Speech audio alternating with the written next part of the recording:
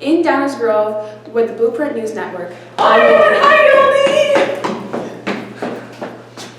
Yoldi! It's really hard to find someone to record in the school because in public spaces, we can't force people to be quiet for us.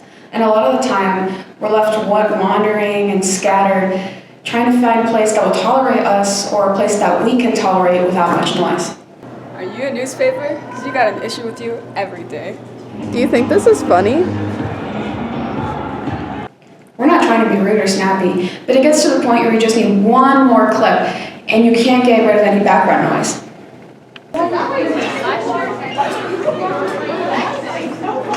This is a great location, but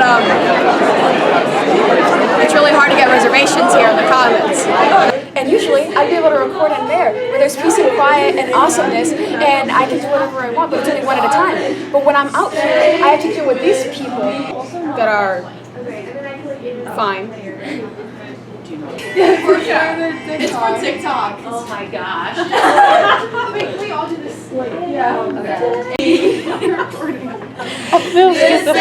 Love is clear to see.